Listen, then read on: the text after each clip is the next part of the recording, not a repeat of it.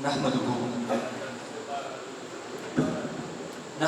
ونصلي ونسلم على سیدنا و مولانا محمد صلی اللہ علیہ وآلہ وسلم رسولہ النبی الامین المکین الحنین الکریم الرؤوف الرحیم. اما بعد فاعوذ باللہ من الشیطان الرجیم.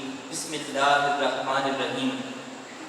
قل لا اسألكم عليه اجرا الا المودة في القربى. وقال الله تبارك وتعالى في مقام آخر الله يجتبي إليه من يشاء. صدق الله مولانا العظيم. وقال النبي صلى الله عليه وآله وسلم الحسين مني وأنا من الحسين، أو كما قال النبي صلى الله عليه وآله وسلم إن الله وملائكته يصلون على النبي يا أيها الذين آمنوا صلوا عليه وسلموا تسلیما. محبت سے پڑھیں الصلاۃ والسلام علیک یا سیدی یا رسول اللہ وعلی آلک واصحابک یا سیدی یا حبیب اللہ. ٹوٹے ہوئے دلوں کا سہارا حسین ہے، ٹوٹے ہوئے دلوں کا سہارا حسین ہے، ڈوبے نہ جو فلک پہ اتارا حسین ہے. اور جنت کا پھول سید کونین کے لیے، جنت کا پھول سید کونین کے لیے اور فاطمہ کی آنکھوں کا تارا حسین ہے. اور اتنا تمہیں خیال نہ آیا یزیدیوں، اتنا تمہیں خیال نہ آیا یزیدیوں، سرکار دو جہاں کا نواسا حسین ہے.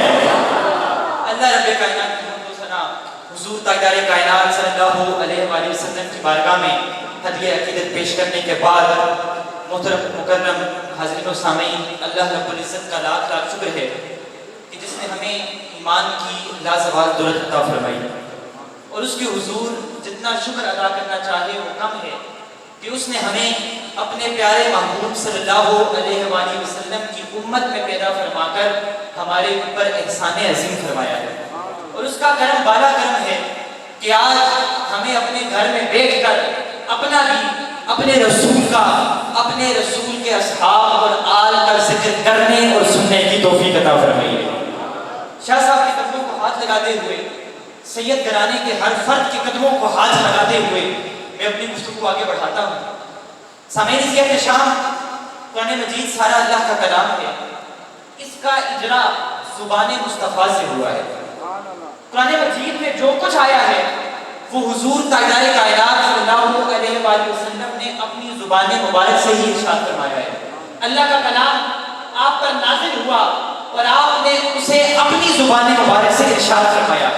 لہٰذا جب ہر بات اللہ کا کلام ہو اور حضور تاجدار کائنات کی زبان مقدسہ سے ارشاد ہو رہا ہو ہر بات کا، تو پھر الگ سے اس بات کی ضرورت اور اہمیت نہیں رہتی کہ اللہ اپنے حبیب مکرم سے فرمائے کہ کل محبوب آپ کہہ دیں. چونکہ ہر بات نبی ہی تو کہہ رہا ہے، اور تو کوئی نہیں کہہ رہا. ہر بات نبی کہہ رہے ہیں، خدا کہلوا رہا ہے. الحمدللہ رب العالمین، یہ بھی اس کا کلام ہے، مگر کہا سنایا نبی نے ہے. الف لام میم ذالک الکتاب لا ریب فیہ، یہ بھی اس کا کلام ہے، مگر ارشاد زبان مصطفیٰ سے ہوا ہے. اور اسی طرح الحمد سے والناس تک سارا کا سارا قرآن اسی طرح ادا ہوا ہے زبان مصطفیٰ سے. تو سوال پیدا ہوتا ہے، جب ہر لفظ اور ہر جملہ اللہ رب العزت نے کہلوایا اور آقا علیہ السلام نے کہا، تو پھر اس کے بعد کبھی کبھی ایسا کیوں ہے قرآن مجید میں کہ بات کل کے ذریعے شروع کی جاتی ہے کہ کل محبوب آپ کہہ دیں، محبوب آپ کہہ دیں. اب سنیے گا، فرمایا کل لا اسألکم علیہ اجرا. محبوب آپ صبح و شام محنت کر رہے ہیں، اے میرے محبوب آپ تنہائیوں میں روتے ہیں، ہفتوں مہینوں تنہائیوں میں روتے ہیں. محبوب آپ نے جس میں لہو لہان کیا ہے، اے میرے محبوب آپ نے پتھر کھائے ہیں، آپ نے طائف کا خونی سفر طے کیا ہے. لوگ میدان جہاد میں دیگو تفنگ لے کر، تیر و تلوار لے کر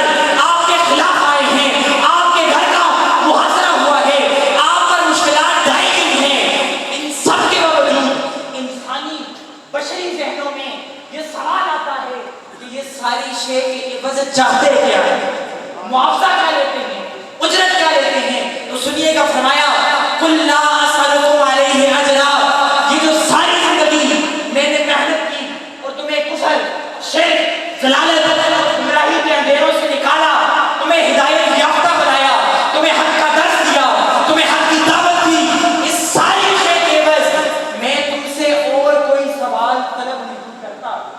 شاہ صاحب ہر سوال کی نفی کی جا رہی ہے اپنے لیے، میں تم سے کوئی سوال نہیں چاہتا، کوئی اجرت طلب نہیں کرتا، الا المودۃ فی القربى۔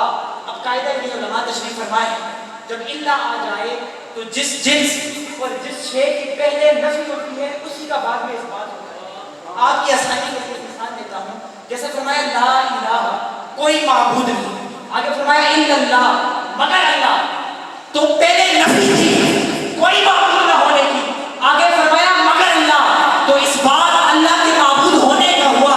یہاں فرمایا الا المودۃ فی القربى، مطلب کیا ہوا؟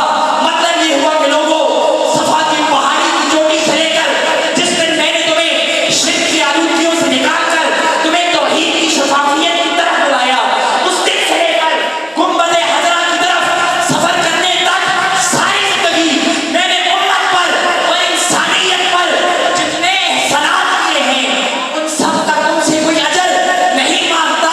ہاں ایک شے تم سے مانگتا ہوں، اگر مجھے کچھ لینا ہے اس کرم کے عوض تو میرے علی سے محبت کرو، میری فاطمہ سے محبت کرو، میرے حسن سے محبت کرو، میرے حسین سے محبت کرو، اور کچھ نہیں مانگتا، فقط آل بیت اطہار کی مودت مانگتا ہوں۔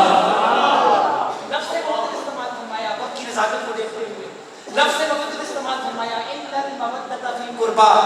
اب محبت اور مودت میں بھی فرق ہے۔ ایک ہوتی ہے محبت کسی بھی وقت کسی نہ کسی موقع پر نفرت میں بدل سکتی ہے، لیکن مودت ایسی محبت کو کہا جاتا ہے جو کبھی نفرت میں نہ بدلے۔ ایک مثال بیان کرتے ہیں کہ جس طرح مچھلی کو پانی سے محبت نہیں مودت ہے، کیا مچھلی کو پانی سے مودت ہے؟ کیوں؟ اس لیے کہ اگر مچھلی کو پانی سے باہر نکالا جائے تو مچھلی تڑپ تڑپ کر اپنی جان دے دے گی۔ فرمایا تم نے میری اہل بیت سے ایسی محبت کرنی ہے جو کبھی ختم نہ ہو، تم نے میری اہل بیت سے ایسی محبت کرنی ہے جو کبھی نفرت میں نہ بدلے، اگر تمہاری جان بھی چلی جائے تم نے اہل بیت سے ایسی محبت کرنی ہے جو کبھی ختم نہ ہو۔ اور آقا اسلام ایک حدیث مبارکہ سنا کر میں اپنی گفتگو ختم کرتا ہوں۔ آقا اسلام نے فرمایا الحسین منی وانا من الحسین، حسین مجھ سے ہے اور میں، ذرا اونچا بولیں، سارے بولیں حسین مجھ سے ہے اور میں، حدیث کا پہلا لفظ حسین مجھ سے ہے، یہ بات تو ہر ایک کی سمجھ میں آتی ہے۔ کیوں؟ کیونکہ بیٹا باپ سے ہوتا ہے، نواسا نانا سے ہوتا ہے، جز کل سے ہوتا ہے، برانچز ٹری سے ہوتی ہیں، مگر یا رسول اللہ آپ حسین سے کیسے ہو گئے؟ حسین منی وانا من الحسین، حسین مجھ سے ہے میں حسین سے ہوں، یعنی حسین کے جملہ کمالات کا صدور مجھ سے ہے، حسین کے جملہ کمالات کا صدور مجھ سے ہے، مگر یا رسول اللہ آپ حسین سے کیسے ہو گئے؟ تو فرمایا کہ جس طرح حسین کے جملہ کمالات کا صدور مجھ سے ہے، اسی طرح میرے جملہ کمالات کا ظہور حسین سے ہے۔ یعنی حسین میرا مظہر ہے، کیا؟ حسین میرا مظہر ہے، اونچا بولے حسین میرا، ہماری محفل کی زینت بنے۔ محترم المقام محمد فقیر صاحب خمیس تشریف لائن کو خوش آمدید کہتے ہیں۔ حسین مجھ سے ہے اور میں حسین سے ہوں، یعنی جس نے میرے حسن کو دیکھنا ہو وہ حسین کو دیکھے، جس نے مصطفیٰ کے حسن کو دیکھنا ہو وہ حسین کا چہرہ حسین دیکھے، ارے جس نے جرأت مصطفیٰ دیکھنی ہو وہ حسین کو کربلا میں دیکھے، جس نے عظمت مصطفیٰ دیکھنی ہو وہ حسین کو مصطفیٰ کی کاندھوں پر دیکھے، جس نے شان مصطفیٰ دیکھنی ہو وہ حسین کی آنکھ بان کو دیکھے۔ میرے جملہ کمالات کا ظہور حسین سے ہے۔ ارے سید